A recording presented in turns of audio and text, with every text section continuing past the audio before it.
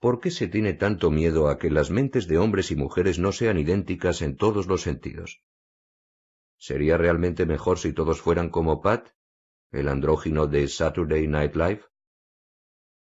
El temor, evidentemente, es que diferente implica desigual, que si los sexos difieren en algún sentido, entonces los hombres tendrán que ser mejores o más dominantes, o ser los únicos que puedan divertirse. Nada podría estar más alejado del pensamiento biológico. Travers aludía a una simetría en las relaciones humanas que abarcaba una igualdad genética de los sexos. Nota 22. Desde la perspectiva del gen, estar en el cuerpo de un macho o estar en el cuerpo de una hembra son ambas buenas estrategias, al menos en términos medios. Las circunstancias pueden decantar una ventaja hacia cualquier lado. Nota 23. La selección natural, pues, tiende a invertir por igual en los dos sexos. Cantidades iguales, una misma complejidad del cuerpo y el cerebro, unos diseños para la supervivencia de la misma eficacia. ¿Es mejor tener el tamaño del babuino macho y unos dientes caninos de 15 centímetros, o el tamaño del babuino hembra y no disponer de esos dientes? El simple hecho de formular la pregunta revela su falta de sentido. Un biólogo diría que es mejor tener las adaptaciones del macho para tratar los problemas del macho y las adaptaciones de la hembra para tratar los problemas de la hembra. Por lo tanto, los hombres no son de Marte ni las mujeres de Venus. Hombres y mujeres proceden de África, la cuna de nuestra evolución, donde evolucionaron juntos como una sola especie. Hombres y mujeres tienen todos los mismos genes, excepto un puñado del cromosoma Y, y sus cerebros son tan similares que el neuroanatomista necesita la vista del lince para encontrar las pequeñas diferencias que existen entre ellos. Sus niveles generales de inteligencia son los mismos según los mejores cálculos psicométricos. Nota 24. Y emplean el lenguaje y piensan sobre el mundo físico y vivo del mismo modo general. Tienen los mismos sentimientos básicos, y ambos disfrutan del sexo, buscan unos compañeros de matrimonio inteligentes y amables, tienen celos, se sacrifican por los hijos, compiten por conseguir un estatus y parejas, y a veces cometen agresiones al buscar favorecer sus intereses. Pero, naturalmente, las mentes de los hombres y las mujeres no son idénticas, y recientes revisiones de las diferencias de sexo han coincidido en algunas diferencias fiables. Nota 25. A veces se trata de diferencias grandes, con solo pequeños solapamientos de las gráficas. A los hombres les gustan mucho más las relaciones sexuales sin compromiso con distintas parejas o parejas anónimas, como se observa en el hecho de que la prostitución y la pornografía visual estén dirigidas casi exclusivamente al consumidor macho. Nota 26. Los hombres son mucho más propensos a competir violentamente, a veces de forma letal entre ellos, por cuestiones importantes y banales, como en el caso reciente de un cirujano y un anestesista, que llegaron a las manos en el quirófano mientras el paciente esperaba en la mesa de operaciones a que le extirparan la vesícula. Nota 27. Entre los niños, los chicos dedican mucho más tiempo a practicar el conflicto violento, en lo que los psicólogos denominan juego brusco. Nota 28. La habilidad para manipular objetos tridimensionales y el espacio en la mente también demuestra una gran diferencia a favor de los hombres. Nota 29. En algunos otros rasgos, las diferencias son pequeñas como término medio, pero pueden ser grandes en los extremos. Ocurre así por dos razones. Cuando dos curvas de Gauss se solapan en parte, cuanto más se aleja uno hacia el final de la curva, mayores son las discrepancias entre los grupos.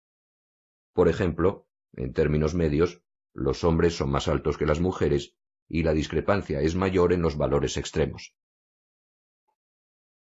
En la altura de 1,5 metros, los hombres superan a las mujeres en una ratio de 30 a 1. En una altura de 1,80 metros, los hombres superan a las mujeres en una ratio de 2000 a 1. Además, como dato que confirma una expectativa de la psicología evolutiva, para muchos rasgos la curva de los machos es mucho más plana y ancha que la curva de las hembras. Es decir, proporcionalmente hay más machos en los extremos. A lo largo del sector izquierdo de la curva, se observa que los chicos son mucho más propensos a padecer dislexia, discapacidad para el aprendizaje, deficiencia de atención, problemas emocionales y retraso mental, al menos algunos tipos de retraso. Nota 30. En el sector derecho, se observa que en una muestra de estudiantes dotados que sacaban una puntuación de 700 de un total de 800 en la parte de matemáticas de la prueba de evaluación académica, los chicos superaban a las chicas en una proporción de 13-1, aunque las puntuaciones de chicos y chicas eran similares en el sentido general de la curva. Nota 31. Y en otros rasgos, los valores medios para los dos sexos difieren en unas cantidades menores y en sentidos diferentes para los distintos rasgos. Nota 32. Los hombres como promedio son mejores en la tarea de girar mentalmente objetos y mapas, pero las mujeres son mejores para recordar referencias espaciales y la posición de los objetos. Los hombres saben lanzar mejor cosas con la mano. Las mujeres tienen mayor habilidad manual. Los hombres son mejores en la resolución de problemas matemáticos formulados con palabras. Las mujeres lo son en el cálculo matemático. Las mujeres son más sensibles a los sonidos y los olores. Tienen una mejor percepción de la profundidad. Ven la relación entre las formas rápidamente y saben interpretar mucho mejor las expresiones faciales y el lenguaje corporal. Las mujeres deletrean mejor, recuerdan las palabras con mucha mayor fluidez y tienen mejor memoria para el material verbal. Las mujeres experimentan los sentimientos básicos de forma más intensa, a excepción quizá de la ira. Nota 33. Tienen unas relaciones sociales más íntimas, se preocupan más por ellas y sienten mayor empatía hacia sus amigos, aunque no hacia personas extrañas. La idea común de que las mujeres son más empáticas con todo el mundo es a la vez improbable desde el punto de vista evolutivo y falsa. Las mujeres mantienen el contacto visual y sonríen y ríen con mucha más frecuencia. Nota 34. Los hombres son más propensos a competir entre ellos por el estatus utilizando la violencia o los logros profesionales. Las mujeres suelen emplear más el desprestigio y otras formas de agresión verbal. Los hombres toleran mejor el dolor y tienen una mayor disposición a arriesgarlo todo por el estatus, la consideración social y otras recompensas de dudoso valor. Los premios Darwin, que se conceden anualmente a personas que sostienen la supervivencia a largo plazo de nuestra especie, olvidándose de la que es su dotación genética de forma sublimemente idiota, casi siempre se conceden a hombres. Entre los últimos premiados hay un hombre que quedó aplastado debajo de una máquina expendedora de refrescos después de inclinarla hacia adelante para conseguir una lata gratis, 3 hombres que compitieron para ver quién podía pisar más fuerte sobre una mina antitanques, y el piloto frustrado que ató unos globos sonda a su silla de jardín, ascendió unas 2 millas y fue arrastrado hasta el mar, por lo que solo consiguió una mención honorífica porque fue rescatado por un helicóptero.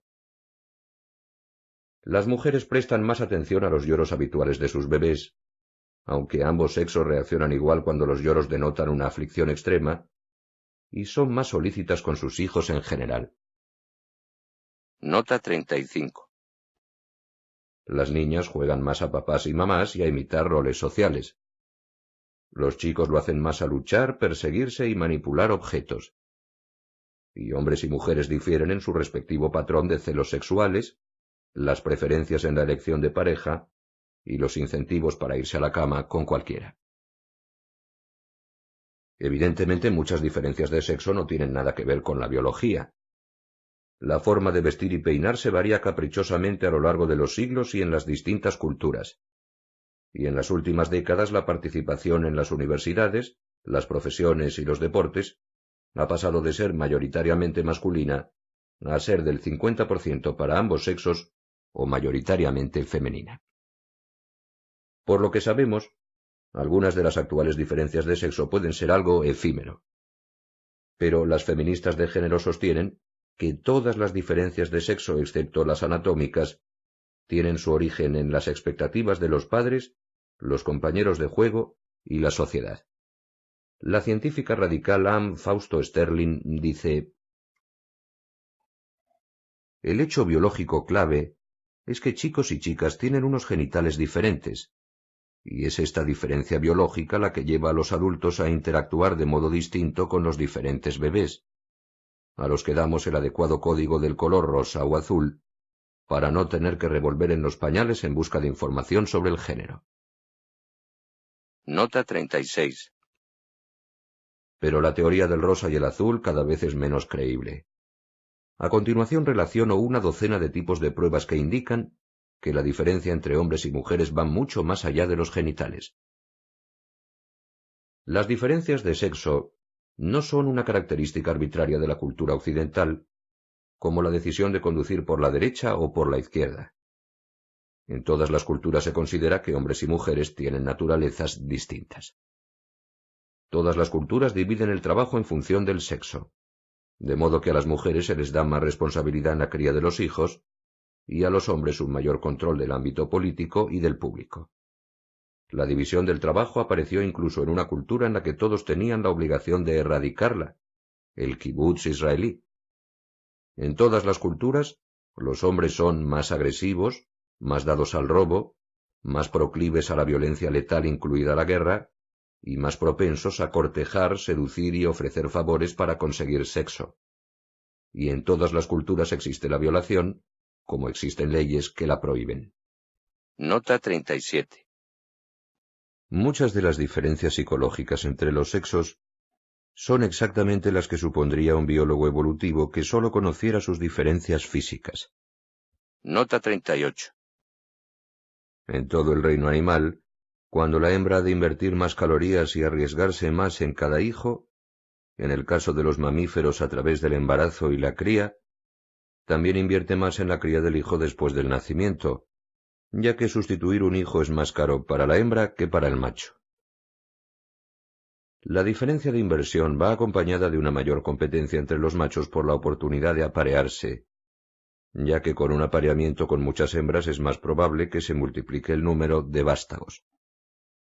Si el macho medio es mayor que la hembra media, como ocurre con los hombres y las mujeres, denota una historia de mayor competencia violenta por parte de los machos por las oportunidades de apareamiento. Otros rasgos físicos de los hombres, por ejemplo la llegada más tardía de la pubertad, la mayor fuerza de los adultos y la vida más corta, también indican una historia de selección para una competencia en la que hay mucho en juego. Muchas de estas diferencias se encuentran ampliamente en otros primates y en toda la clase de los mamíferos. Nota 39. Los machos tienden a competir con mayor agresividad y a ser más polígamos. Las hembras suelen invertir más en la maternidad. En muchos mamíferos, un mayor ámbito territorial va acompañado de una capacidad mejorada para navegar utilizando la geometría de la disposición espacial frente al recuerdo de los hitos individuales. Suele ser más frecuente que el macho tenga un mayor ámbito territorial, como ocurre con los cazadores-recolectores humanos. Seguramente no es una coincidencia la ventaja de los hombres en el uso de mapas mentales y en realizar una rotación mental tridimensional. Nota 40. Los genetistas han descubierto que la diversidad del ADN en la mitocondria de las diferentes personas, que hombres y mujeres heredan de la madre, es mucho mayor que la diversidad de ADN en los cromosomas Y, que los hombres heredan del padre. Esto indica que durante decenas de milenios los hombres tuvieron una mayor variación en su éxito reproductor que las mujeres.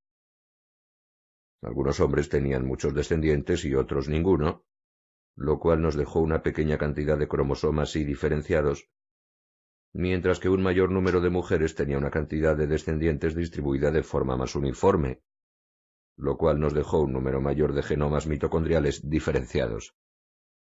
Estas son precisamente las condiciones que causan la selección sexual, en la que los machos compiten por oportunidades para aparearse y las hembras eligen a los machos de mejor calidad. Nota 41. El cuerpo humano contiene un mecanismo que causa que el cerebro de los niños y el cerebro de las niñas se separen durante el desarrollo. Nota 42. El cromosoma Y desencadena el crecimiento de los testículos en el feto macho, que segregan andrógenos, las hormonas característicamente masculinas, incluida la testosterona. Los andrógenos tienen unos efectos duraderos en el cerebro durante el desarrollo fetal, en los meses posteriores al nacimiento y durante la pubertad, y unos efectos pasajeros en otros momentos. Los estrógenos, las hormonas sexuales característicamente femeninas, también afectan al cerebro a lo largo de toda la vida. Los receptores de las hormonas del sexo se encuentran en el hipotálamo, el hipocampo y la amígdala del sistema límbico del cerebro, además de en la corteza cerebral. El cerebro de los hombres difiere visiblemente del de las mujeres en diversos sentidos. Nota 43. Los hombres tienen un cerebro mayor y con más neuronas, aun teniendo en cuenta el tamaño del cuerpo, aunque las mujeres tienen un mayor porcentaje de materia gris. Dado que hombres y mujeres son en general igualmente inteligentes, se desconoce la trascendencia de estas diferencias. Los núcleos intersticiales del hipotálamo anterior y un núcleo de la estría terminal también en el hipotálamo son mayores en los hombres. Se les ha relacionado con la conducta sexual y la agresividad. Parece que porciones de las comisuras cerebrales que unen los hemisferios izquierdo y derecho son mayores en las mujeres, y que el cerebro de éstas puede funcionar de forma menos asimétrica que el de los hombres. El aprendizaje y la socialización pueden afectar a la microestructura y el funcionamiento del cerebro humano, por supuesto, pero probablemente no al tamaño de sus estructuras anatómicas visibles.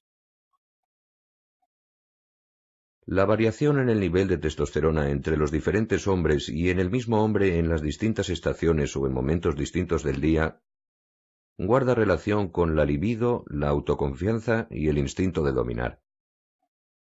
Nota 44.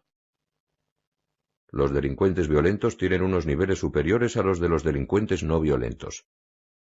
Los abogados que intervienen en juicios unos niveles superiores a los de sus ayudantes. Las relaciones son complicadas por una serie de razones.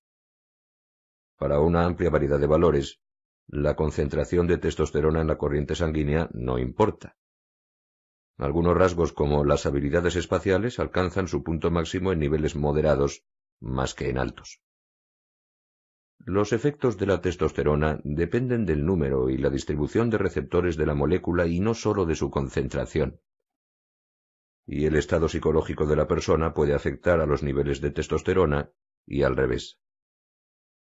Pero existe una relación causal, aunque complicada.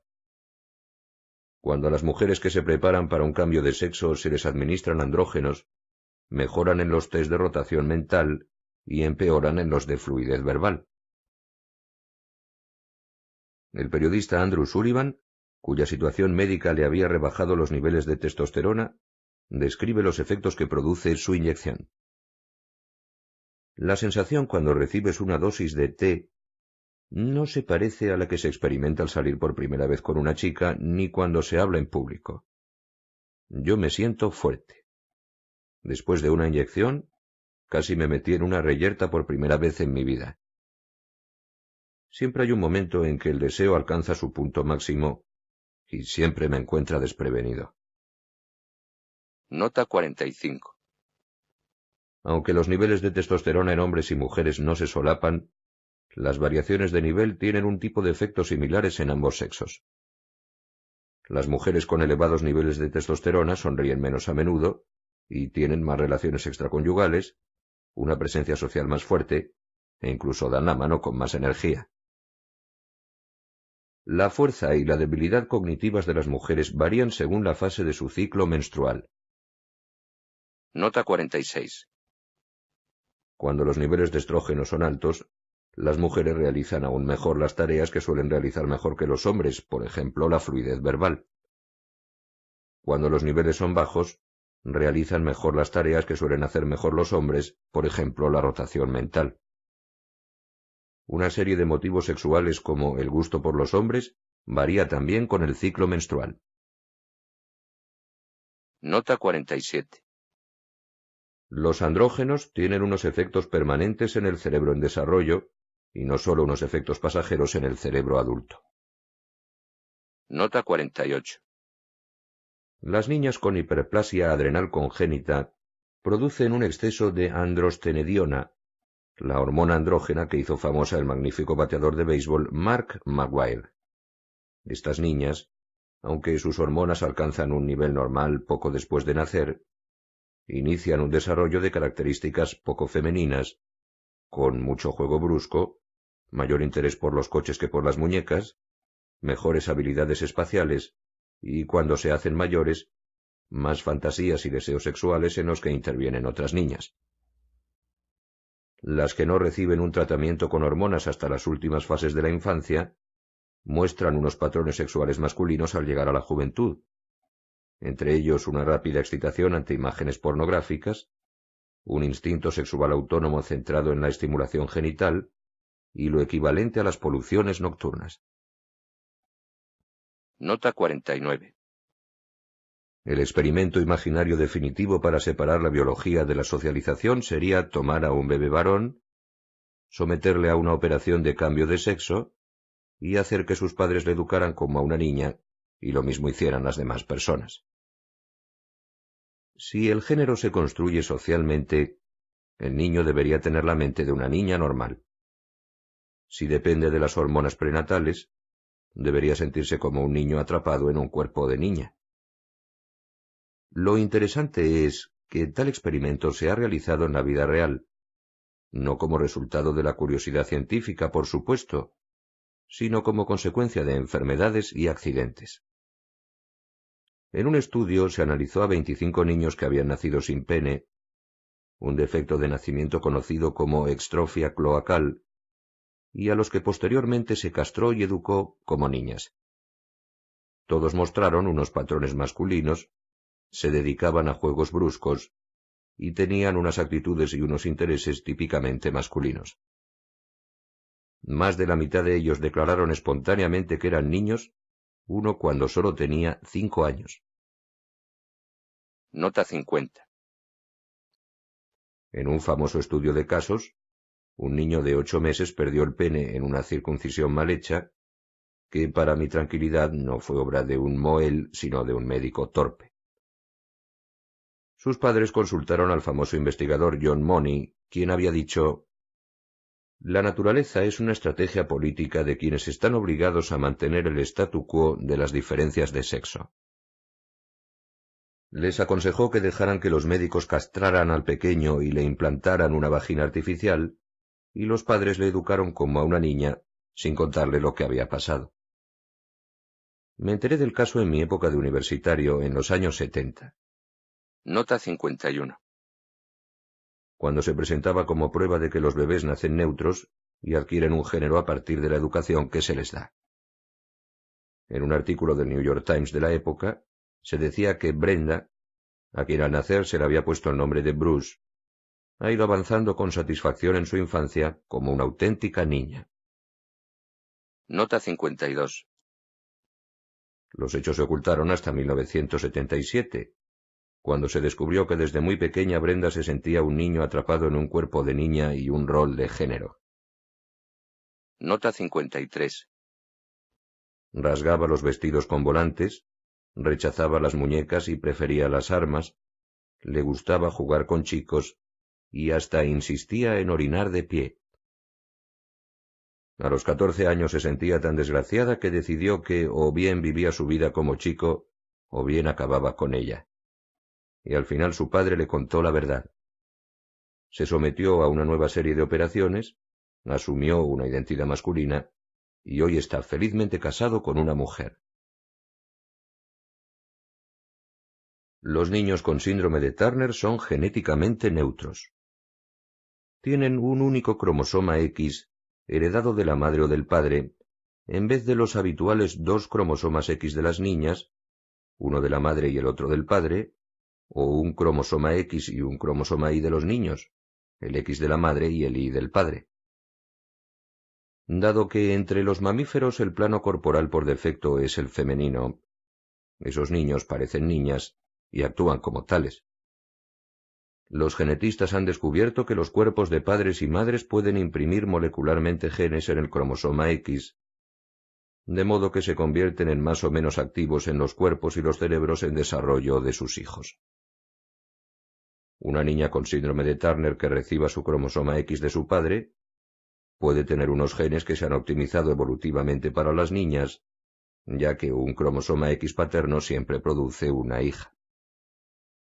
Una niña de Turner que reciba su cromosoma X de su madre puede tener genes que estén optimizados evolutivamente para los niños, ya que un cromosoma X materno, aunque puede producir cualquiera de los dos sexos, actuará sin oposición solo en un hijo varón, que no tiene rival en los genes X de su enclenque cromosoma Y. Y, de hecho, las niñas con síndrome de Turner difieren psicológicamente en función de si recibieron su cromosoma X del padre o de la madre. Las que lo recibieron del padre, que se traduce en una niña, eran mejores en la interpretación del lenguaje corporal, la lectura de los sentimientos, el reconocimiento de rostros, el manejo de palabras y la relación con otras personas, en comparación con las que tenían un cromosoma X recibido de su madre, que es completamente activo solo en el niño. Nota 54. Contrariamente a lo que se suele pensar, hoy en Estados Unidos los padres no tratan de forma muy distinta a los hijos y las hijas. Nota 55.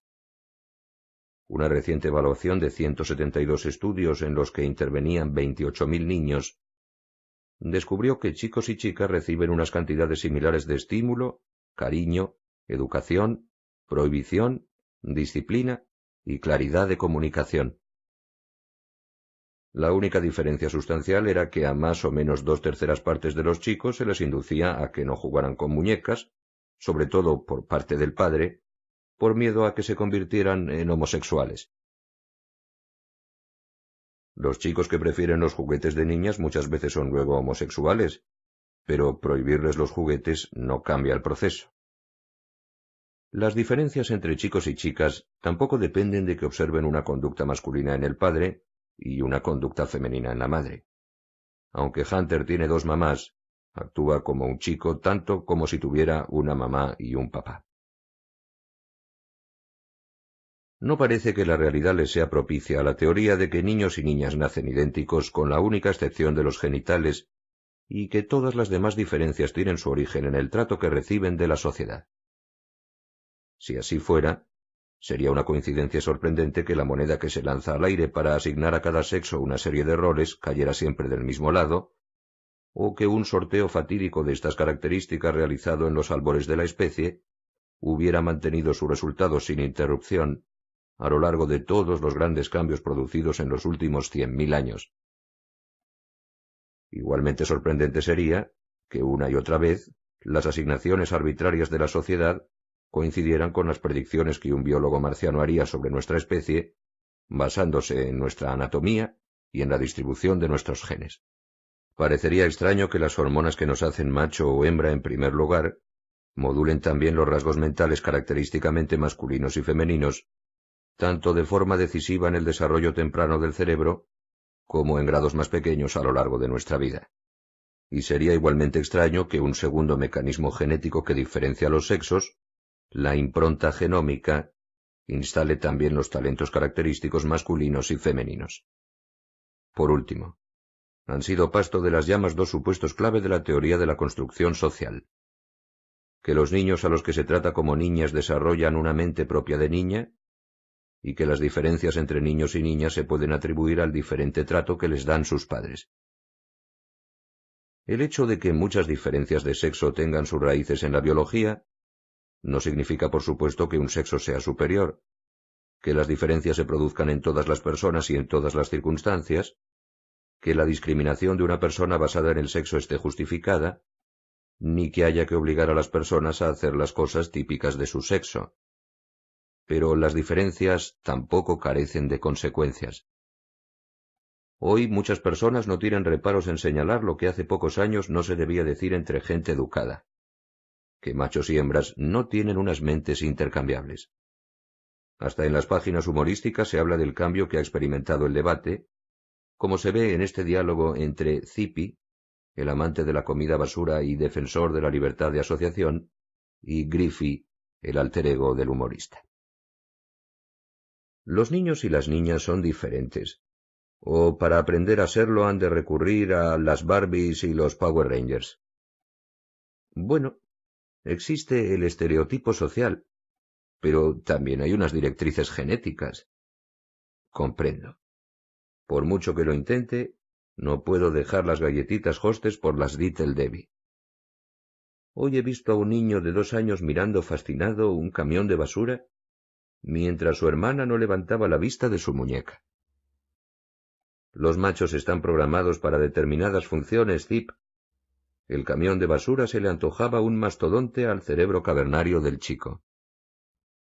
Cuando yo veo un camión de basura, me entran ganas de derribarlo con una piedra. Nunca se sabe la de pasteles no consumidos que pueda vomitar. Copyright Bill Griffith, reproducido con la autorización especial de King Features Syndicate.